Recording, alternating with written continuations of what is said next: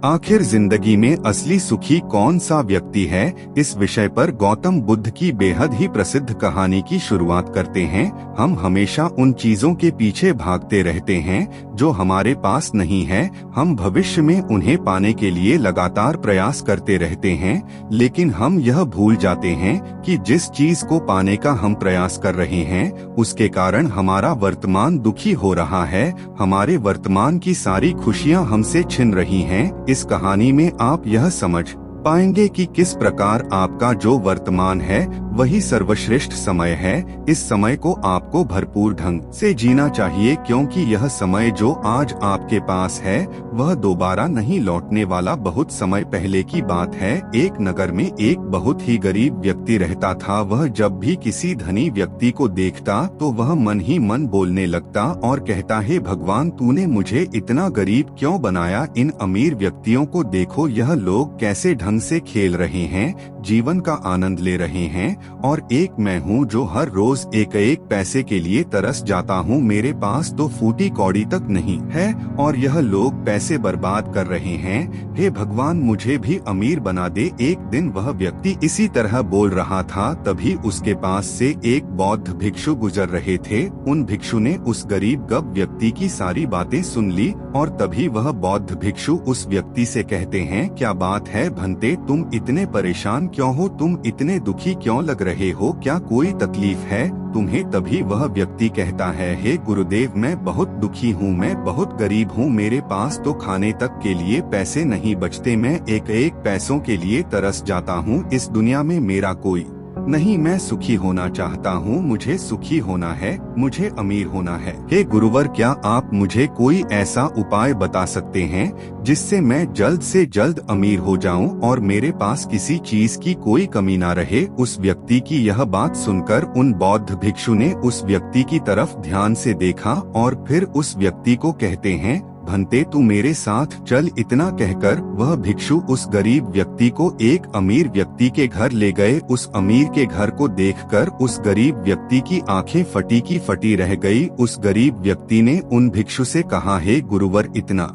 अमीर होने के लिए तो मैं कुछ भी कर सकता हूँ। यदि मेरे पास इतने पैसे हो तब तो क्या ही बात है, इस घर में तो कितना आनंद आता होगा। तभी वह भिक्षु मुस्कुराने लगे और उस गरीब व्यक्ति से कहते हैं, इसीलिए तो मैं तुम्हें यहाँ पर लाया हूँ। इतना कहते हुए भिक्षु उस व्यक्ति को उस घर के मालिक के पास ले जाते हैं और उस अमीर व्यक्ति से कहते हैं, तुम्हारे पास तो इतनी धन दौलत है, इतना आलीशान घर और सारे ऐशो आराम है, क्या तुम सुखी हो? तभी व्यक्ति जरा सा मायूस होकर उन बौद्ध भिक्षु से कहता है, हे गुरुवर, कैसा सुख? केवल धन दौलत होने से सुख तो नहीं आ जाता। मैं तो जन्म से ही अंधा हूँ और एक अंधे के जीवन में सुख कैसे हो सकता है? सुखी तो वे लोग हैं जिनके पास आँखें हैं, जो लोग इस संसार को देख पा रहे हैं, इसकी खूबसूरती को आंख भर के निहार पा रहे हैं। हे गुरुवर, मैं तो बस इतना ही चाहता हूँ कि केवल मुझे कुछ पलों के लिए ही सही, लेकिन इस संसार को देखने का अवसर प्राप्त हो। मैं कम से कम एक बार अपने माता पिता, अपने रिश्तेदारों को देख सकूं, और इसके लिए चाहे मुझसे मेरी कोई पूरी दौलत ही क्यों ना ले ले, मैं देने के लिए तैयार हूँ। मैं इतना दुखी हूँ जितना दुखी और कोई नहीं हो सकता है। ईश्वर, आपने मुझे अंधा क्यों बनाया? तभी उन बौद्ध भिक्षु ने उस गरीब व्यक्ति की ओर इशारा करते हुए कहा, तुम्हारे पास एक बहुत दिग्गज अवसर है। यदि तुम चाहो तो केवल अपनी आंखें देकर तुम इस अन्य व्यक्ति की सारी धन दौलत ले सकते हो और उसके बाद तुम भी अमीर बन जाओगे, तुम भी सुखी हो जाओगे, तुम्हें तुम्हारा सुख मिल जाएगा और इस अंधे व्यक्ति को उसका सुख प्राप्त हो जाएगा।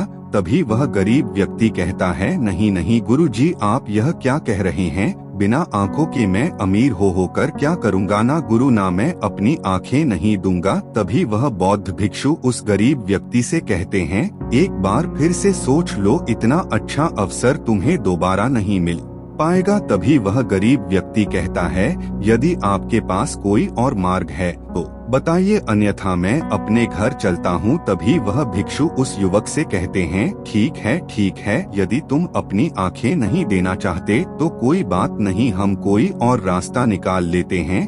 तभी वह बौद्ध भिक्षु उस व्यक्ति का हाथ धरकर उसे एक और धनी व्यक्ति के घर ले जाता है। इस धनी व्यक्ति का घर पहले वाले धनी व्यक्ति से और भी ज्यादा विशाल था। यह देखकर वह गरीब व्यक्ति कहता है, अरे, इतना आलीशान घर मैंने आज तक नहीं देखा था। तभी वह बौद्ध भिक्षु उस गरीब व्यक्ति को उस धनी व्यक्ति के पास ले जाते हैं और उस धनी व्यक्ति से कहते हैं, आप तो बहुत सुखी होंगे, आपके पास इतना आलीशान घर है, इतनी धन दौलत है, सारे ऐशो आराम है, आपको तो किसी चीज की कोई कमी नहीं, आप अवश्य ही बहुत सुखी होंगे। तभी वह धनी व्यक्ति मायूस होकर उन बौद्ध भिक्षु से कहता है, आप यह कैसी बातें कर रहे हैं? आप तो जानते हैं कि मेरे दोनों हाथ काम नहीं करते, मैं अपाहिज हूँ। यह जो इतनी धन दौलत आप देख रहे हैं, इन्हें देखकर भी मैं अपने हाथ वापस नहीं ला सकता, तो ऐसे में यह धन दौलत मेरे किस काम की? इससे तो अच्छा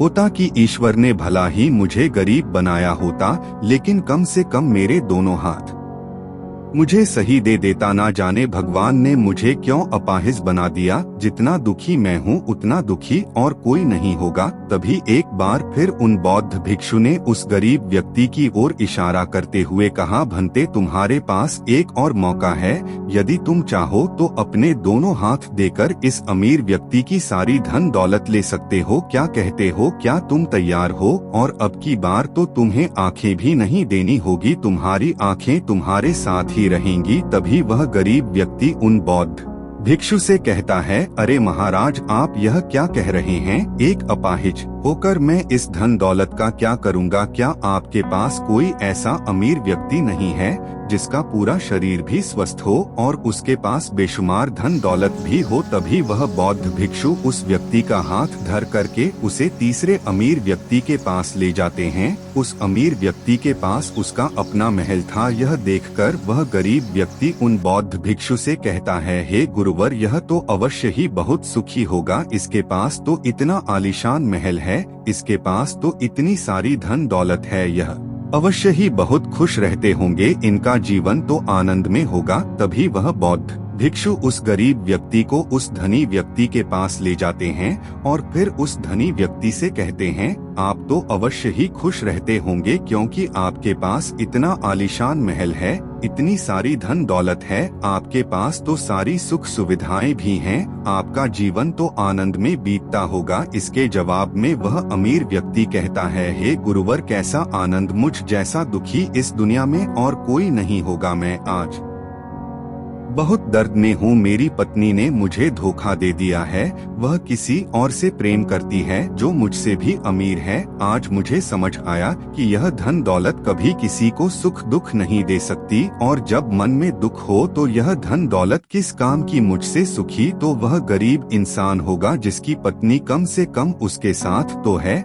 वह उसके साथ वफादार तो है। आज मैंने तय कर लिया है कि मैं अपनी पत्नी और उसके प्रेमी की हत्या कर दूंगा। यह सुनकर वह भिक्षु उस अमीर व्यक्ति से कहते हैं, इससे पहले कि तुम ऐसा कदम उठाओ, कम से कम मुझे भोजन तो करवा जाओ और भोजन की व्यवस्था करो और साथ में कुछ कांच के टुकड़ भी ले आना। वह धनी व्यक्ति सभी साधु संतों का बहुत आदर करता था, इसलिए वह उन बौद्ध भिक्षुओं की बात मान जाता है, लेकिन वह यह नहीं समझ पाता कि आखिर उन बौद्ध भिक्षु ने खाने के साथ कांच के टुकड़े क्यों मंगवाए हैं। लेकिन जैसा कि उन बौद्ध भिक्षु ने कहा था, वह अमीर व्यक्ति उसी प्रकार खाने की व्यवस्था कर देता है।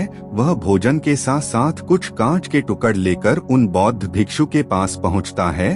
तभी वह बौद्ध भिक्षु, वह गरीब व्यक्ति और वह धनी व्यक्ति तीनों एक साथ भोजन करने बैठते हैं, और उसी समय बौद्ध भिक्षु कुछ कांच के टुकड़े उठाकर उस अमीर व्यक्ति के भोजन में मिला देते हैं और उससे कहते हैं, लो अब तुम इसे खा सकते हो। वह अमीर व्यक्ति अचंभित हो गया और उन बौद्ध भिक्षु से कहता है, हे गुरुवर, आप यह क्या कह रहे हैं? इस खाने में तो कांच के टुकड़े आपने मिलाए हैं। इस भोजन को मैं कैसे खा सकता हूँ? यदि यह भोजन मैं करूँगा तो इससे मुझे बहुत तकलीफ होगी और हो सकता है कि मेरी मृत्यु भी हो जाए। तभी वह भिक्षु मुस्कुराने लगे और उस अमीर व्यक्ति से कहते हैं, तुम्हें यह बात तो समझ में आ गई, लेकिन तुम्हें यह बात नहीं समझ में आती कि अगर इस भोजन को खाना है तो इस भोजन के कांच के टुकड़ों को तुम्हें निकालकर अलग करना ही होगा। तभी यह भोजन तुम्हारा खाने योग्य बनेगा और तब यह भोजन तुम्हें कोई तकलीफ नहीं देने वाला बल्कि तुम्हें सुख ही प्रदान करेगा। इस पर वह अमीर व्यक्ति अचरज में उन बौद्ध भिक्षु से कहता है, हे गुरुवर, आखिर आप क्या कहना चाहते हैं? तभी वह बौद्ध भिक्षु उस अमीर व्यक्ति से कहते हैं, ऐसे लोग जो कांच के टुकड़े के समान है, यदि तुम उनके साथ चिपके रहोगे तो तुम्हें दर्द तो अवश्य ही होगा। जिस प्रकार यह कांच का टुकड़ा मिला हुआ भोजन तुम्हें दर्द प्रदान करेगा, इसलिए इसका समाधान तो यही है कि तुम इन कांच के टुकड़ों को भोजन से अलग कर दो और जो है उस पर ध्यान दो, अर्थात कि तुम उन लोगों को भूल जाओ जो तुम्हारे जीवन में नहीं है और उन लोगों पर ध्यान दो जो इस समय तुम्हारे साथ हैं, जैसे कि तुम्हारी पुत्री, वह भी तो तुम्हारे प्यार की भूखी है। क्या तुम्हारा यह कर्तव्य नहीं है कि तुम उसका ख्याल रखो, उसकी परवरिश करो? आगे भिक्षु उस अमीर व्यक्ति से कहते हैं, सुख तो तुम्हारे पास ही है, बस इन कांच के टुकड़ों को अर्थात अपनी पत्नी और उसके प्रेमी की हत्या करने का यह विचार अपने मन से निकाल दो, अन्यथा यह कांच के टुकड़ों से मिला हुआ भोजन के समान ही होगा और इसका परिणाम भी बहुत भयानक होगा। वह भिक्षु इतना कहकर शांत हो गए और उस अमीर व्यक्ति को भी उन भिक्षु की बात समझ में आ गई। उन्होंने तुरंत ही उन बौद्ध भिक्षु के चरण छुए और वह अमीर व्यक्ति कहने लगा, हे गुरुवर, आपने मुझे पाप करने से बचा लिया है, मैं आपका बहुत बहुत आभारी हूँ। उसके बाद वह भिक्षु उस गरीब व्यक्ति को लेकर आगे की ओर निकल जाता है। तभी रास्ते में वह गरीब व्यक्ति उन भिक्षु से कहता है, हे गुरुवर, क्या इस दुनिया में ऐसा कोई नहीं है जो सुखी हो? तभी वह भिक्षु उस गरीब व्यक्ति से कहते हैं, भंते, आखिर तुम सुखी क्यों नहीं हो? इस पर वह गरीब व्यक्ति कुछ देर के लिए सोच विचार करता है, लेकिन उसके पास कोई जवाब नहीं होता। तभी वह भिक्षु उस गरीब व्यक्ति से कहते हैं, क्योंकि तुम्हें वह चाहिए जो तुम्हारे पास नहीं है, तुम्हारे पास धन नहीं है और तुम्हें धन चाहिए, तुम अमीर होना चाहते हो। तुम्हें लगता है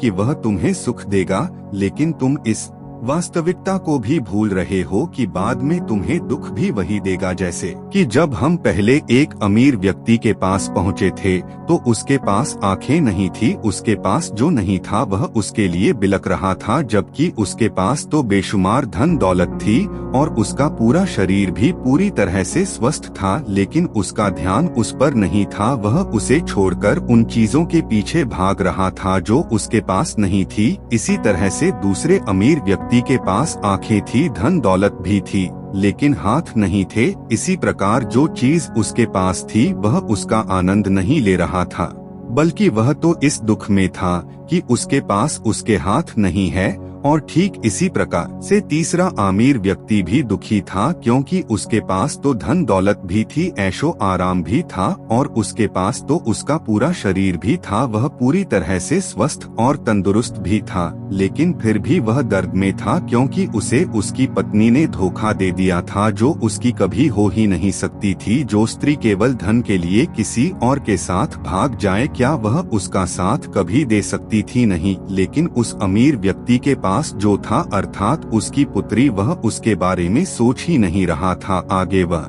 भिक्षु उस गरीब व्यक्ति से कहते हैं, अमीर गरीब होने से दुख और सुख का कोई मतलब नहीं होता। अमीर हो या गरीब, हमारे दुखी होने का एकमात्र कारण यही होता है कि हम हमेशा उन चीजों के पीछे भागते रहते हैं जो हमारे पास है ही नहीं, और जो वर्तमान में हमारे पास है हम उस पर ध्यान ही नहीं देते और ना ही उसका आनंद ले पाते हैं। हम तो केवल भविष्य में घूमते रहते हैं, भूतकाल में अटके रह जाते हैं और यह सारी गलतियां हम वर्तमान की जमीन पर करते हैं और यही कारण है कि तुम कभी आनंदित हो ही नहीं पाते। तुम कभी खुश नहीं रह पाते क्योंकि जो आनंद का समय है अर्थात वर्तमान का समय वह तो यूं ही नष्ट हो जाता है। तभी आगे वह भिक्षु उस गरीब व्यक्ति की ओर इशारा करते हुए कहते हैं, भंते तुम मुझे यह बताओ, क्या तुम्हारे पास उन तीनों अमीर व्यक्तियों के दुखों में से कोई एक भी दुख है? तभी वह गरीब व्यक्ति सोच विचार कर उन भिक्षु से कहता है, नहीं, मेरे पास उन अमीर व्यक्तियों के दुख में से कोई भी दुख नहीं है।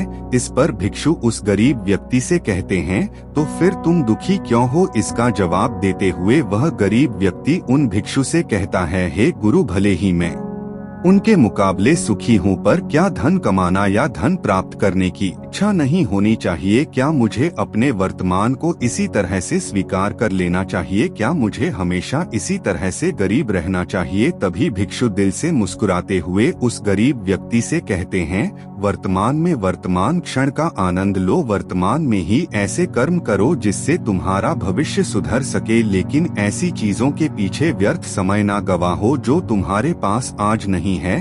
जो तुम्हारे पास आज है उसका आनंद लो, और जो तुम पाना चाहते हो उसके लिए केवल कर्म करो, और उस कर्म का फल तुम्हें भविष्य में मिलेगा। यानी इसकी चिंता में भी मत रहना, क्योंकि यदि तुम इसकी चिंता में रहोगे तो कभी सुखी नहीं रह पाओगे, भले ही हालात कितने भी बुरे क्यों ना हो। केवल अपने आज पर ध्यान दो और अपने कर्म मन लगाकर करो। इतना कहकर वह भिक्षु शांत हो गए, और गरीब व्यक्ति को भी उन बौद्ध भिक्षु की बात अच्छी तरह से समझ में आ चुकी थी। वह यह समझ चुका था कि अब से उसे अपने वर्तमान पर ध्यान देना है, उसे अपने वर्तमान को सुधारना है। उसके बाद उस गरीब व्यक्ति ने उन बौद्ध भिक्षु को प्रणाम किया और वापस अपने घर लौट गया। अब से वह गरीब व्यक्ति यह सोचकर हमेशा खुश रहने लगा कि कम से कम वह उन तीन अमीर व्यक्तियों से अधिक खुश है। उसके पास अधिक खुशियों की वजह है। हाँ, यह बात और है कि उसके पास धन नहीं है, लेकिन उसके पास ऐसी चीजें हैं जो धन से कहीं ज्यादा कीमती हैं, और वह है उसका पूरा शरीर जो पूरी तरह से स्वस्थ है। दोस्तों, मैं उम्मीद करता हूँ कि यह कहानी सुनने से आपके जीवन में अच्छे बदलाव आए होंगे। आपको इस वीडियो से क्या सीखने मिला यह कमेंट करके जरूर बताइए, और अपने परिवार, दोस्तों या आपके करीबी इंसान के साथ यह कहानी शेयर करके उन्हें भी इस ज्ञान से परिचित करवाएं। बाकी अगर आपको यह वीडियो दिल से अच्छी लगी हो तभी इस वीडियो को लाइक कर देना, और आपने अब तक इस चैनल को सब्सक्राइब ना किया हो तो चैनल को सब्सक्राइब भी जरूर कर देना। आपका हर दिन शुभ हो और खुशियों से आपका जीवन भरा रहे। धन्यवाद। नमो बुद्धाय। चलिए बढ़ते हैं दूसरी कहानी की तरफ। इस कहानी में एक अजीब सा रहस्य बताया गया है, जिससे आप अपने अवचेतन मन की शक्ति को इस्तेमाल करके जिंदगी की कठिन से कठिन सफलता आसानी से प्राप्त कर सकते हैं। कैसे अपने अवचेतन मन की शक्ति को इस्तेमाल करना है, इसकी विधि क्या है, इस विषय पर हम आज एक अद्भुत कहानी आपको सुनाएंगे। दोस्तों, हमारा जो चेतन मन होता है उससे करीब 9 गुना अधिक ताकतवर हमारा अचेतन मन होता है। अगर 1 गुना ताकत हमारे चेतन मन के पास है तो इसका अर्थ यह हुआ कि उससे 9 गुना अधिक ताकत हमारे अवचेतन मन के पास है, क्योंकि अवचेतन मन ही हमारे पूरे शरीर को नियंत्रित करता है। चेतन मन हमारे दिमाग का एक हिस्सा है जो हमारे विचारों और भावनाओं से प्रेरित होता है, और हमारा चेतन मन ही तर्क वितर्क करने में हमारी मदद करता है। लेकिन दूसरी तरफ हमारा अवचेतन मन यह तर्क वितर्क नहीं करता, यह उस जानकारी को ग्रहण कर लेता है जो इसे चेतन मन देता है। इसीलिए जैसा हम अपने अवचेतन मन में सोचते हैं वैसे ही हम बनते चले जाते हैं। क्या आपने कभी इन बातों पर विचार किया है कि कोई व्यक्ति दुखी क्यों है और वहीं पर दूसरा व्यक्ति इतना सुखी क्यों है? एक व्यक्ति सुख और समृद्धि से भरा हुआ है, वहीं पर दूसरा व्यक्ति इतना गरीब और दुखी क्यों है?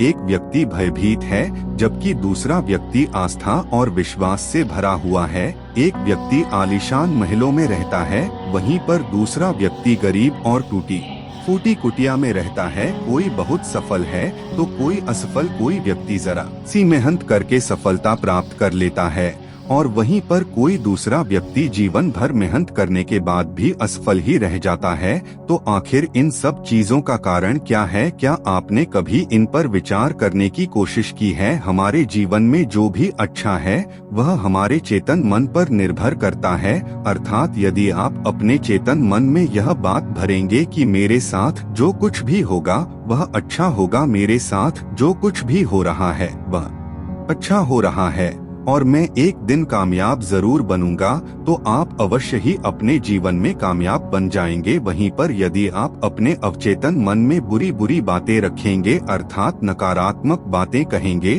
तो आपके जीवन में केवल नकारात्मकता ही भर जाएगी और आपके साथ कुछ भी अच्छा नहीं होगा। आप जहां जाएंगे वहां पर आपके हाथ केवल असफलता ही लगेगी। आप हमेशा निराश और परेशान ही रहेंगे, लेकिन उनका हल आपको कभी नहीं मिल पाएगा। इसलिए यदि आप भी अपने मन को अच्छी तरह से जानना चाहते हैं, वह सेवा काम करवाना चाहते हैं, जो आप चाहते हैं उसे अपने नियंत्रण में रखना चाहते हैं, तो इस कहानी को अंत तक जरूर देखिएगा, क्योंकि इस वीडियो में आपको ऐसी महत्वपूर्ण जानकारियां मिलेगी जिसकी मदद से आप अपना जीवन अच्छे से जी सकते हैं।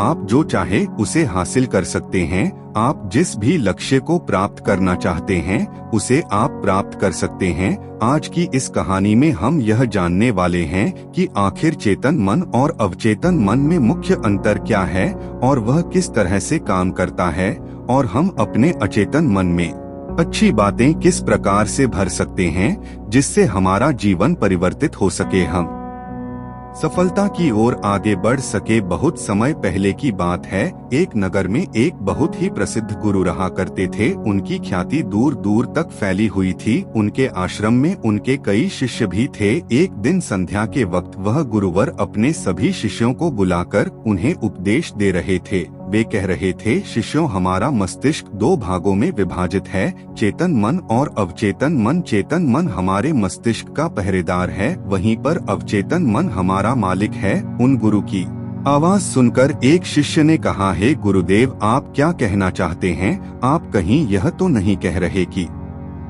हमारे भीतर कोई और है जो हमें चला रहा है, जो हमारी सारी क्रियाओं पर नजर रखे हुए हैं? इस पर गुरुवर उस शिष्य को मुस्कुराते हुए कहते हैं, भंते, मैं तुम्हें एक छोटी सी कहानी सुनाता हूँ। इस कहानी में तुम्हें तुम्हारे सवालों का जवाब मिल जाएगा। इस कहानी को ध्यानपूर्वक सुनना और इसे समझने का प्रयास करना। आगे गुरुवर कहानी बताते हुए कहते हैं, बहुत समय पहले की बात है, एक नगर में एक बहुत ही धनी सेठ रहा करता था और उसकी एक आलीशान हवेली भी थी। उसकी हवेली के द्वार पर हमेशा एक पहरेदार तैनात रहता था और हवेली में जब भी कोई उपद्रव होता, कोई शोर शराबा होता, तो उसकी आवाज चारों ओर गूंजने लगती और उस आवाज को सुनकर आसपास के लोग भी उस महल के पास आते और उस पहरेदार को खूब समझाने की कोशिश करते और कहते, देखो, तुम्हारी हवेली से बहुत सारी आवाजें आती हैं जिससे हमारे घर की शांति भंग हो जाती है। कृपया करके इन आवाजों को बंद करो। आखिर इस शोर शराबे में क्या रखा हुआ है?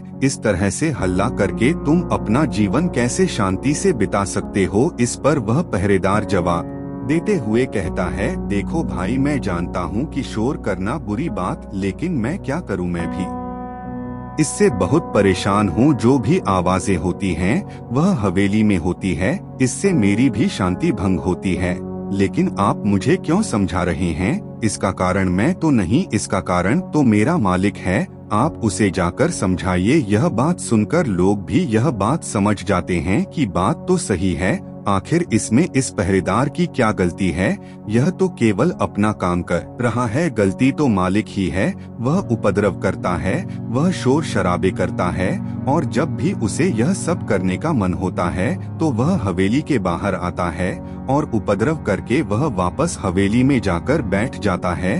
और जिन लोगों को भी उस हवेली के मालिक से तकलीफ होती है, जिनकी भी शांति भंग होती है, वे सभी आकर उस पहरेदार को ही समझाने का प्रयास करते हैं। वह उसे खूब सुनाते हैं, लेकिन क्या इससे यह समस्या सुलझेगी? इस प्रश्न के साथ गुरुवर अपने शिष्य से कहते हैं तुम ही बताओ इसका क्या समाधान है। इस पर वे शिष्य गुरु के इस प्रश्न का जवाब देते हुए कहता है, हे गुरुवर, जिन्हें भी उन हवेली के मालिक से तकलीफ है जो शोर शराबे करता है और लोगों की शांति भंग कर देता है, उन सभी को उनसे बात करनी चाहिए, तभी तो इसका समाधान निकलेगा। भला पहरेदार की इसमें क्या गलती है? वह तो केवल अपना काम कर रहा है और वह उससे ज्यादा कर भी क्या सकता है? उसके हाथों में तो और कुछ भी नहीं है। इस पर वह गुरुवर मुस्कुराते हुए अपने उस शिष्य से कहते हैं, भंते, ठीक इसी तरह से हमारा मन भी होता है। हमारा चेतन मन मनुष्य का पहरेदार होता है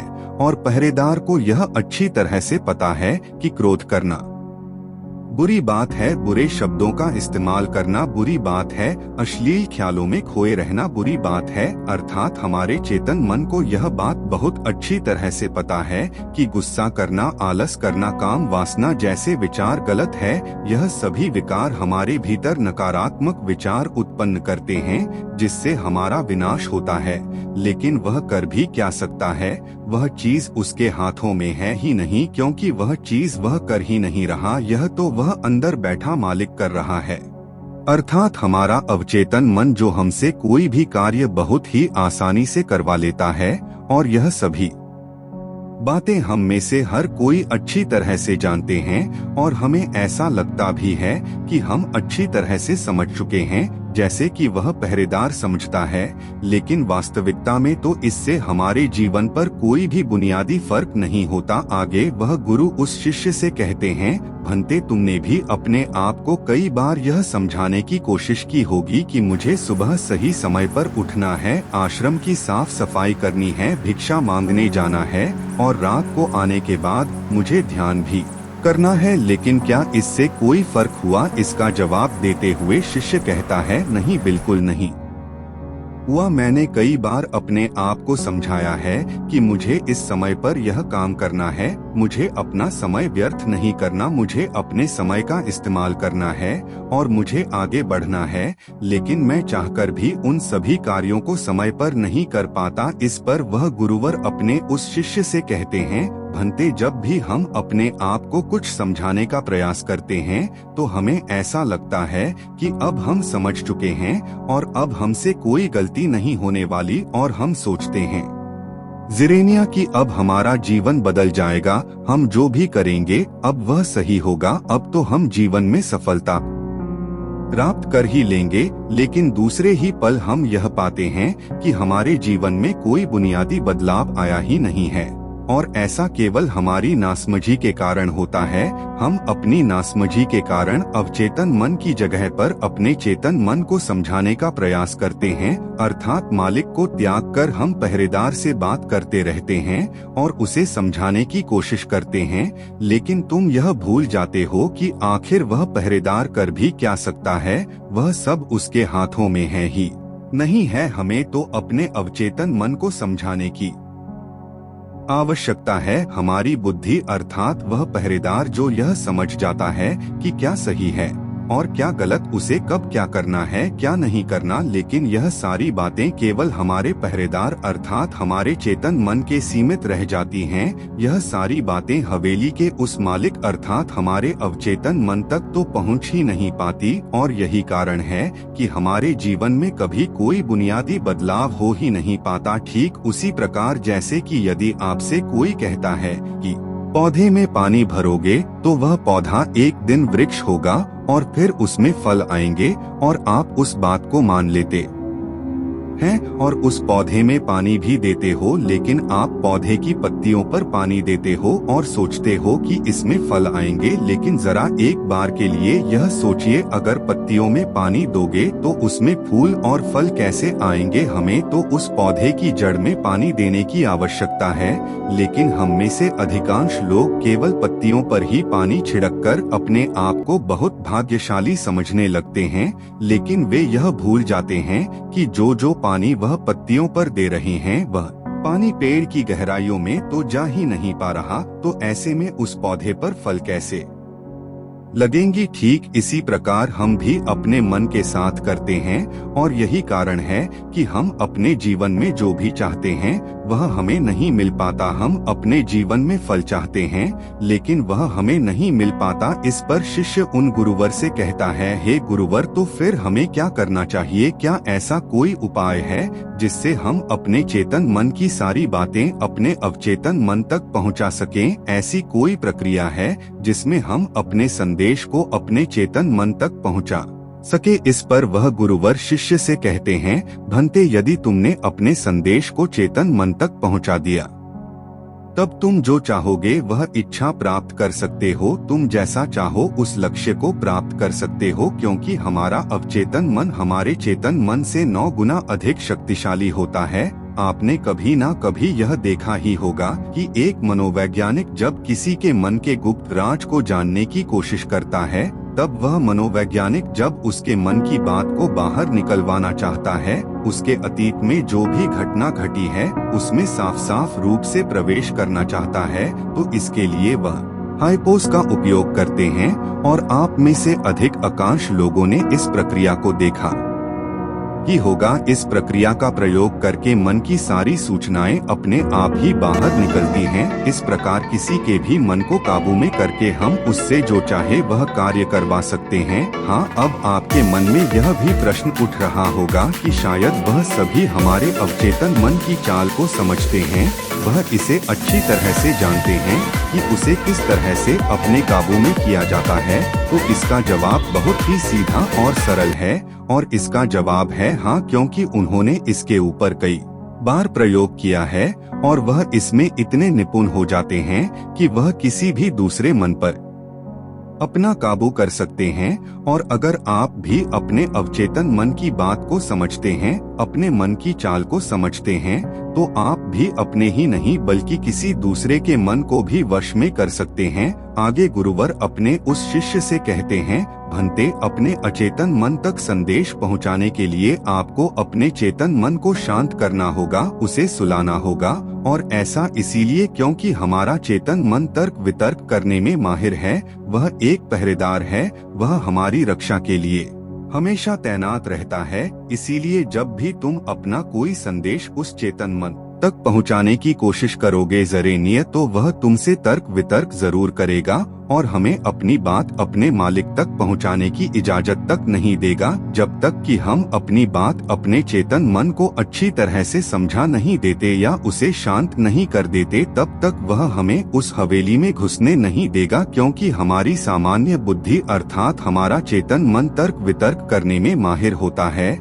और यही कारण है कि हम में से अधिकांश लोग अपने अचेतन मन तक एक साफ और स्पष्ट संदेश पहुंचा ही नहीं पाते, और इसी कारण हम अपने अचेतन मन को भी अच्छी तरह से समझ नहीं पाते। और हमारा अचेतन मन तर्क वितर्क नहीं करता, उसे तो केवल साफ और स्पष्ट संदेश चाहिए जिस पर वह कार्य कर सके।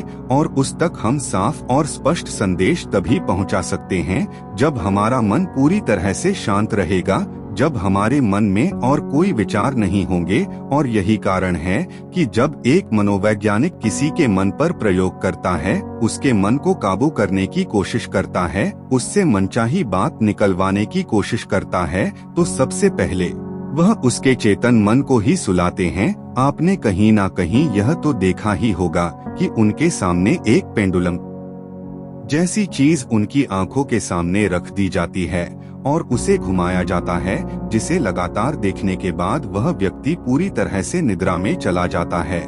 और इस कारण उसका चेतन मन पूरी तरह से शांत हो जाता है। और जब उसका पहरेदार पूरी तरह से सो जाता है और उसके पास तर्क वितर्क करने के लिए कोई नहीं बचता, तब वह वैज्ञानिक आसानी से उस हवेली में जाता है और उस मालिक से जी भर के बातें करता है। जो बातें वह चाहता है वह बातें वह उससे निकलवा देता है। टिब के एक महान दार्शनिक ने कहा था कि अगर बात समझ में आ जाए तो आपका जीवन परिवर्तित हो जाता है। लेकिन उन्होंने वह बात उस समय के लोगों के लिए कही थी, क्योंकि उस समय टिब और बाकी दुनिया के लोग बहुत सरल हुआ करते थे, उनका मन बहुत साफ हुआ करता था, और उनको जो भी बातें बताई जाती थी वह उन बातों को बहुत शांति पूर्वक सुनते और समझते थे। उस समय कोई भी तर्क वितर्क नहीं करता था, और जब कोई व्यक्ति तर्क वितर्क करने में माहिर होता था तो वह उसे तर्क वितर्क करने देते और शांति से केवल उसकी बातें सुनते जब तक कि व्यक्ति तर्क वितर्क करके थक ना जाए। तो वह गुरु के पास वापस आता है और उनसे कहता है गुरुवर, मैं अब तर्क वितर्क करके थक चुका हूँ, लेकिन उससे मुझे कुछ भी हासिल नहीं हुआ। कृपया करके अपना कोई मार्ग बताइए, आप मुझे अपने तरीके से समझाएं। अब मैं उसमें कोई भी अवरोध उत्पन्न नहीं करूँगा। ठीक इसी प्रकार से हमारी बुद्धि भी काम करती है। जब हमारा मस्तिष्क तर्क वितर्क करके थक जाता है तब उसे इस बात का एहसास होता है कि तर्क वितर्क करके उसे कुछ भी हासिल नहीं होने वाला, और उस समय तक उसे कुछ भी समझ में नहीं आएगा। अगर आपको यह वीडियो दिल से अच्छी लगी हो तभी इस वीडियो को लाइक कर देना, और आपने अब तक इस चैनल को सब्सक्राइब ना किया हो तो चैनल को सब्सक्राइब भी जरूर कर देना। आपका हर दिन शुभ हो और खुशियों से आपका जीवन भरा रहे। धन्यवाद। नमो बुद्धाय।